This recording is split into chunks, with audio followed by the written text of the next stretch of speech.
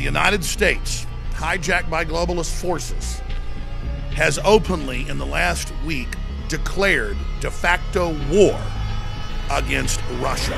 I cannot help asking those who have caused this situation, do you realize now what you've done?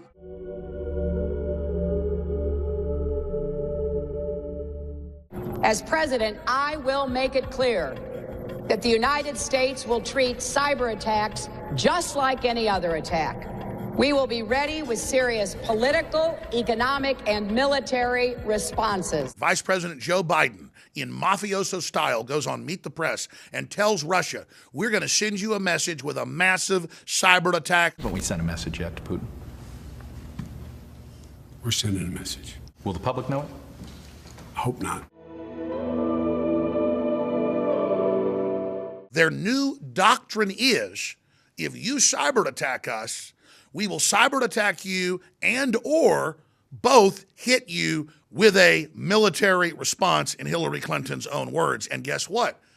That's the new NATO doctrine they announced a month ago, that they may hit Russia first, or if any cyber attacks, any hacking of any type come from the massive country of Russia, that they will take that as an act of war.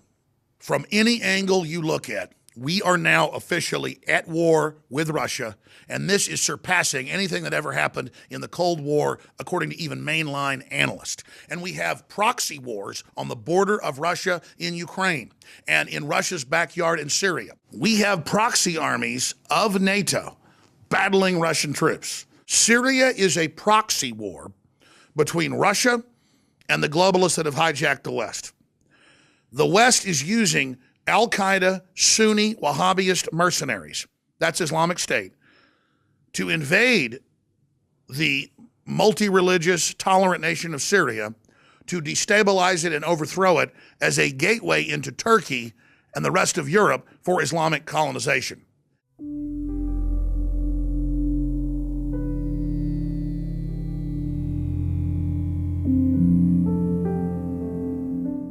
What we're seeing is modern 21st century warfare with multinational corporations that control China, Saudi Arabia, Mexico, and others. We have the Davos Group and the Bilderberg Group and the Club of Rome and the G20 and all these other multinational organizations chaired and run by a handful of people, a couple hundred, announcing world government, announcing global taxes, announcing no more borders. Are you optimistic a global system can happen? From what we've heard so far. It could happen, and in fact it's in the work. 2009 is also the first year of global governance with the establishment of the G20. I'll hand it to these technocrats, these eugenicists, though. They're setting something up that is the most diabolical thing ever dreamed of in history. Right now, Senator, for us to control all of the airspace in Syria would require us to go to war against Syria and Russia. That's a pretty fundamental decision that certainly I'm not going to make. U.S. warplanes attacked a Syrian airbase in Deir Zur, killing 80 Syrian soldiers and wounding 100. The attack on the Syrian army was definitely no accident. It lasted 50 minutes and involved several aircrafts. Syrian intelligence even said they possessed audio conversations between U.S. commanders coordinating with ISIS on the ground. The U.S. administration wants the Syrian airbase to fall to ISIS. A Red Crescent aid convoy was hit on its way to Aleppo. The White Helmets had been running around telling politicians that the aid convoy was going to be attacked and to blame Assad when it does. Now, how did they know about it? Are we supposed to believe that an aid organization has access to signals intelligence? They knew about it because they were the ones behind it. There is video evidence of a rebel mortar being driven alongside the aid convoy, but Kerry denied seeing it. The Defense Ministry said that the aid convoy had been accompanied by militants in a pickup truck with a mortar. We've seen no evidence of that. And by the way, that mortar could never have inflicted the damage that has been caused on those trucks. Now guess what? Everything I just said is contradicted by public information. Thanks, Kerry. He lives in a parallel universe. And I sort of felt a little bit like we're sort of in a parallel universe here.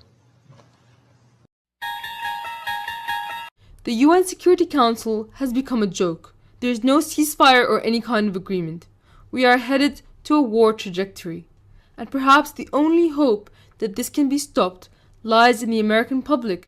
Extremist groups will continue to exploit the vacuums that are there in Syria to expand their operations, which will include, no question, attacks against Russian interests, perhaps even Russian cities. We're speeding up training of ISIL forces, including volunteers from Sunni tribes in Anbar province. Army Chief of Staff General Mark Milley will stop you, and we will beat you harder than you've ever been beaten before. That will be highly lethal, very highly lethal, unlike anything our Army has experienced, at least since World War II. Russia came out in the Moscow Times stating any aircraft entering Syrian airspace that's not authorized by the Syrian government and the Russians who were invited in will be shot down. China saying it will offer military help to the Syrian government. We've seen China go into a very belligerent tone, threatening war with the world. We have aircraft carriers and fleets openly lined up against Chinese ships in the South China Sea in the last 2 months, with the People's Daily and the president of China saying war with the United States is imminent.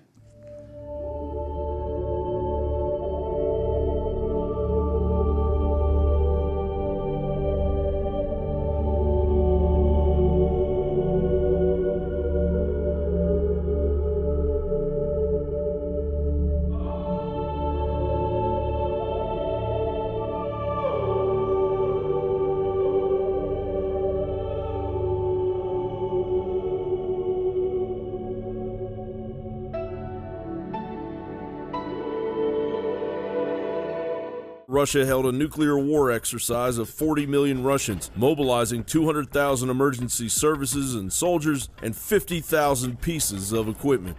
40 million Russians were taking place in this nuclear disaster drill. Moscow's basically saying, look, guys, we're building these underground bunkers. We're going to protect our citizenry. Here we know that the elites are building their underground bunkers. They're being prepared. But then on the other side, people who do get prepared are being made fun of and called, conspiracy theorists and things for, oh, that's just a conspiracy. How dare you? Basically making it illegal to have stockpiles of food and ammunition and things like that. But here we have in Russia, they're encouraging their citizens to prepare for a massive nuclear war. Yet we're not doing the same. There's something really wrong with that. Right. It's just like the nuclear preparedness that they used to teach you in school, where they tell you to stick your head in your desk, which is basically just, stick your head between your legs and kiss your butt goodbye, and we'll hold on to your dental records. That's how they're preparing us, because they're quite all right with the fact that the U.S. could be entirely wiped out.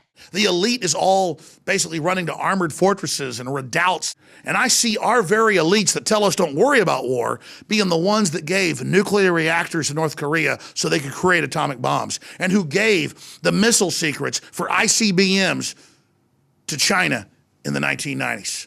The very people telling us don't worry about all this are the very ones that are pushing our world towards the brink of extinction.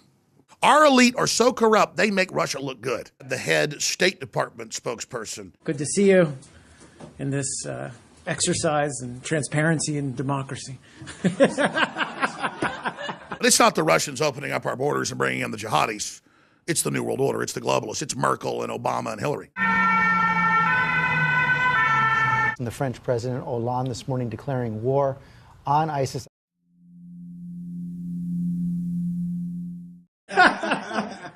The power structure hopes that the American people and the people of the West are not up to speed on geopolitical developments. They want to keep you dumb. They want to keep you distracted.